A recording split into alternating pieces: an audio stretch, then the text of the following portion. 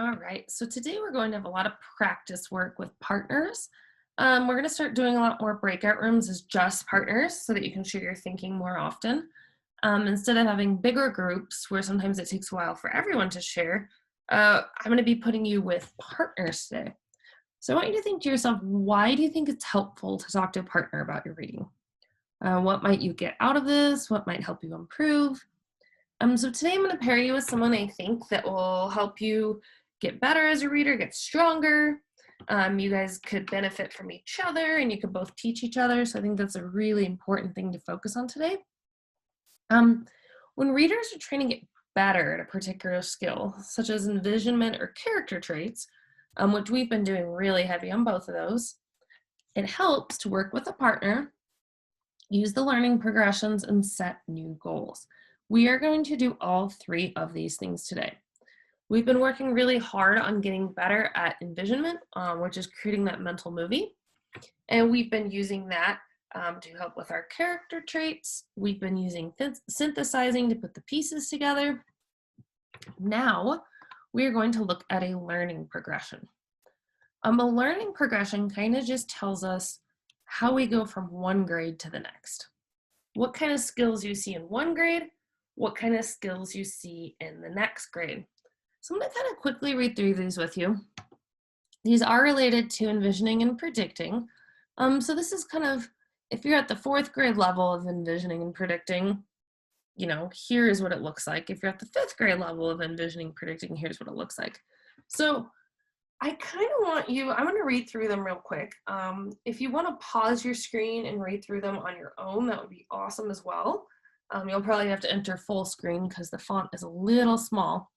But as I'm reading, I want you to think about what might be challenging for you this year.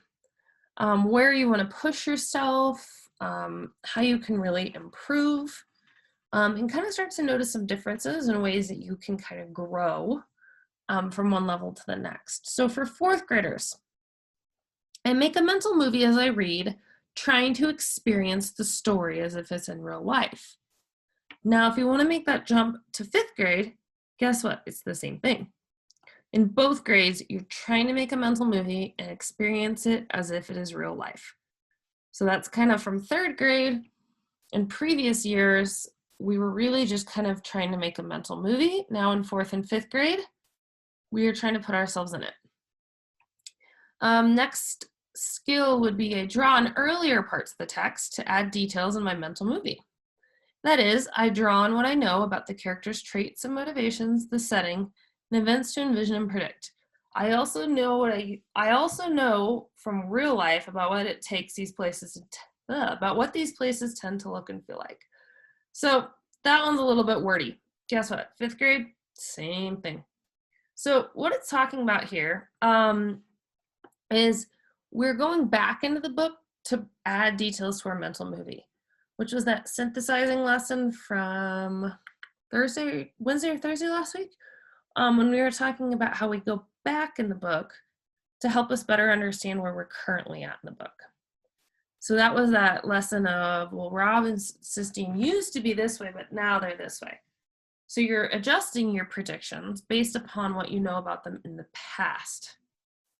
Another big critical part here is using what you know about real life. We've been talking heavily on this. Stories tend to follow patterns. Or you might have seen something like this in real life. Use that knowledge also to add to your mental movie. The next one, I also base my predictions on my sense of how stories tend to go and can explain my reason for my predictions. We did this a lot last week. Like, well, I know that in movies, bullies usually do this, or I know I've seen in the past that I read a book and usually the cute girl shows up and everyone wants to be friends with her. So it's really using that prior knowledge. On the fifth grade level, there are two more here. I also base my predictions on what I know about this genre of fictional texts. So if it's a mystery, it tends to go kind of a certain way. If it's some sort of romance story, it tends to go a certain way. If there's a scene of, I don't know, bullies versus heroes, it tends to go a certain way. So again, really working through what you know from past knowledge. And then the jump also to 5th grade here, I predict not just what will happen to the main character, but also the secondary characters across multiple plot lines. So that's a really good way to push yourself today is, okay, I know really well how Rob has changed, and I know really well about how to predict for him. What about Sistine?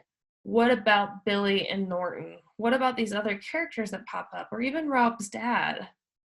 Using what we know about them from the past and applying it to now. So I have an example for you of envisioning skills, and I want to see how you can improve them for me. So I'm going to go here. This starts with Ellie wants, let me move this out of the way, here we go. Ellie wants to get away from her very annoying aunt and uncle and her cousins, but it's getting better. Okay, well, I mean, I know they're annoying. I know she wants to get away. I don't know much else about this. I don't know much about its situation. This isn't really, I mean, it's a quick note, which is fine. But today we're going to work on improving those quick notes and really stepping our envisioning up. So I want you to ask yourself, how did it improve? What was added? How did our envisioning get better? And then also start to think about how you could do this to one of your own notes. So Ellie McDoodle is forced to stay with her terribly annoying relatives. Aunt Ugg, real name Aunt Mug, Triffy, Uncle Ewing, Deanna, Eric, and Ben, her brother. Because her parents went away because her dad's uncle Peter died. And so far, they are not getting along. But when their time together is nearing its end, life gets a bit better. But when things start to change, something bad happens. Well, now all of a sudden, she's telling us more about the characters. She's saying why she has to stay with them. They're not getting along. Oh, life does get better. Something bad is about to happen. So I want to take a quick second. If you had to give her some feedback, what would you tell her she did better the second time? If you want to pause and write this down, maybe that might be helpful for later for you to improve your own notes. And now I'm going to go back. Okay. So we're actually going to do this with a partner. We're going to revise our notes so that it's a bit closer to our grade level work, either 4th grade or 5th grade. We do need to cite the text, again, using our knowledge of the past. So here is a quote I borrowed from the book, and I thought this one was a really, really good envisioning piece. So let's just listen to this one really quick. "Shut up," Sistine said. She sat up very straight. Her lips moved. The other kids shouted and screamed and laughed and called out to each other, but the two of them sat apart from it all, as if their seat was an island in the sea of sweat and exhaust. So I can really picture Sistine and Rob sitting there. I can see the kids around them screaming. I can see them sitting comfortably, almost feeling safe together. So this is a really, really good scene that I could elaborate on. So today what you're going to be working on is you're going to be picking out, if you remember last week we picked out our favorite scene to envision. It doesn't necessarily have to be that scene, but if you'd like to follow up with that one's fine with me. Or you can pick a different scene where you can have really good envisioning. And these sentence frames will be posted in Google Classroom. I want you to tell me what you're picturing or what you're thinking. Do you imagine that he or she wants something? Are you imagining what they're thinking? I really want you to dive into that note you took last week. Or if you want to do it from our new chapter today, that's fine. It's kind of up to you. I know some of you kind of like to move on with new ideas and some of you like to revisit and elaborate the old ones. Either way, you have to find one note of envisioning that you want to improve upon today. So you are going to an afternoon meeting. We're going to take 5 minutes to assess our growth with our partner. So you need to make sure before afternoon meeting, you found one note that shows how you used to envision, and then another one that shows your best, most recent work. And you and your partner are going to work together to revise your work until it's at grade level. So a good example of this is right here. So this is an example of, it's a different book, but how this child went from a note before that was one sentence and turned it into a really big envisioning, elaborating, just a really much longer response. And this is what we're going to do today. So you're going to pick a note, kind of like we had right here, how she improved her notes. And I'll read you this one as well. And your goal for today is you're going to pick one of your notes from the past, and then you're going to elaborate on it to really help your partner envision it. And then in an afternoon meeting, you're going to meet with your partner. So he went from Ralph is selfish. Okay, well, how is he selfish? Then he went to after, it says Ralph is the type of person who is selfish. One reason is that when Ralph's mom and his uncle said to Ralph to share his motorcycle with his brothers and sisters, Ralph refused to share it.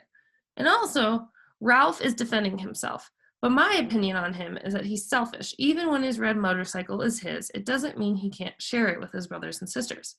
This shows that Ralph only cares about himself, not for other people. Okay, wow. Now I really know that Ralph is selfish. I get it. I see why. There's reasons. I can envision this. Now I know he won't share with his brothers and sisters. It's all about a red motorcycle that he doesn't want to share and thinks is only his. So this improvement is huge. So what you are going to do today is you're going to go back to one of your previous notes. Pull out your notebook. If you want to do it based upon our read aloud this morning, that's fine. You're going to have a before and you will have an after, both of which will be typed up in Google Classroom, and you and your partner are going to give each other feedback. So I will also have this learning progression in there, and make sure you have each part of it included in your notes improvement. And then we'll get back together this afternoon and share how we improved our notes.